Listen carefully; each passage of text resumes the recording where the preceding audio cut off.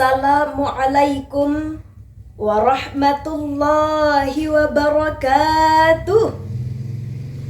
Hamdan wa syukran lillah, salatan wa salaman ala rasulillah, amma ba'd. Dewan juri yang arif dan bijaksana, hadirin kerabat da'i dan da'iyah dimanapun Anda berada, yang insya Allah dirahmati oleh Allah Subhanahu wa Ta'ala. Makan bubur pakai kelapa, jatuh sendok ke dalam sisa. Perkenalkan, nama saya Lia, daiyah muda Aceh punya. Hadirin yang berbahagia, hari ini kita hidup di era di mana kecerdasan buatan makin canggih, tapi kecerdasan akhlak makin berkurang. Coba lihat di kampus-kampus kita, mahasiswa sekarang lebih rajin nge-scroll sosial media daripada nge-scroll buku di perpustakaan. Ada yang semangat banget kuliah, tapi semangatnya apa? Semangatnya buat nitip absen. Jika kondisi ini terus dibiarkan, bagaimana peran perguruan tinggi dalam membangun peradaban Islam? Padahal hadirin, Islam adalah agama yang rahmatan lil alamin, membawa rahmat bagi seluruh alam. Jangan sampai kampus kita hanya mencetak sarjana, tapi tidak mencetak manusia yang berakhlak mulia. Maka dari itu hadirin, pada kesempatan kali ini izinkan saya menyampaikan sebuah pidato dengan judul Perguruan Tinggi Menjadi Mercusuar Ilmu dan Akhlak Islami. Hadirin yang berbahagia, Allah Subhanahu wa Ta'ala berfirman dalam Quran surah Al-Mujadilah ayat 11. A'udzu billahi minasyaitonir rajim. Bismillahirrahmanirrahim.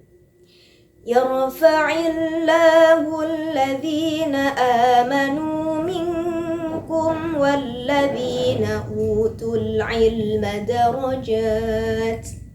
Shadaqallahul azim. Yang artinya, Allah meninggikan orang-orang yang beriman di antara kamu dan orang-orang yang diberi ilmu beberapa derajat. Lihatlah betapa Islam memuliakan ilmu.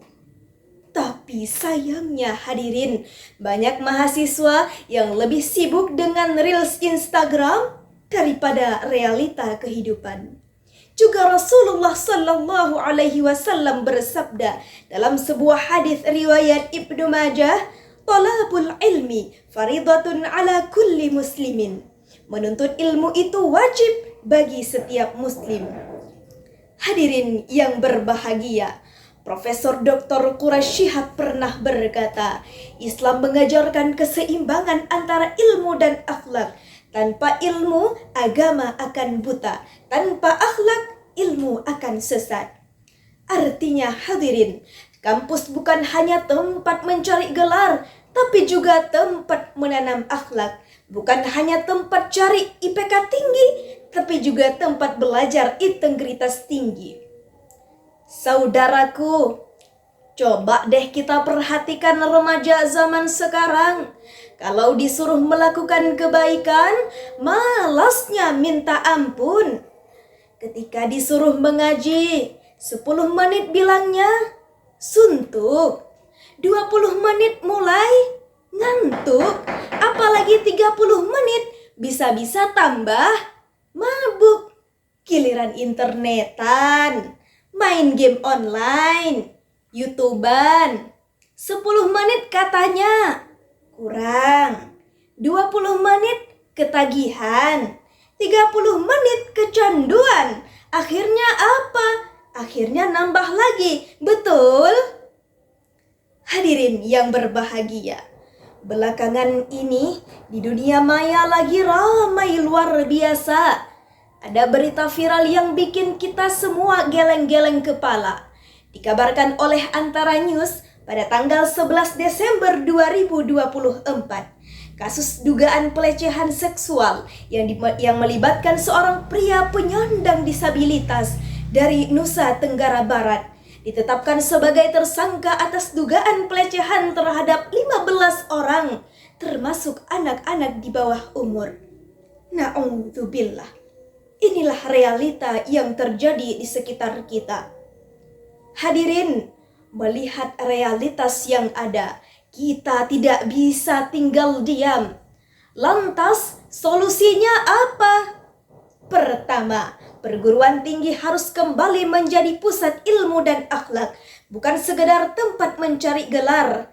Yang kedua, dakwah di era digital harus diperkuat agar media sosial dipenuhi dengan nilai-nilai Islam, bukan sekedar hiburan.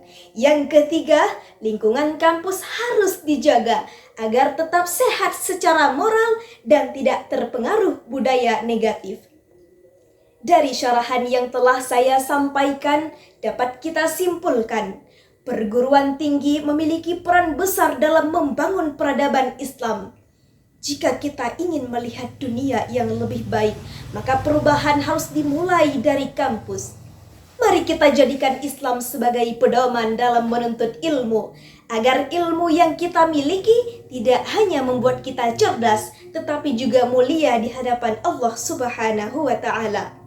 Kalau bukan kita yang bergerak, siapa lagi? Kalau bukan sekarang, kapan lagi? Setuju? Demikianlah hadirin yang dapat saya sampaikan. Saya tutup dengan sebuah pantun. Ke Jawa Tengah beli celana, jalan-jalan ke kota Semarang tua. Afisena Muslim Festival terus mengudara, lahirkan generasi beriman dan bertakwa.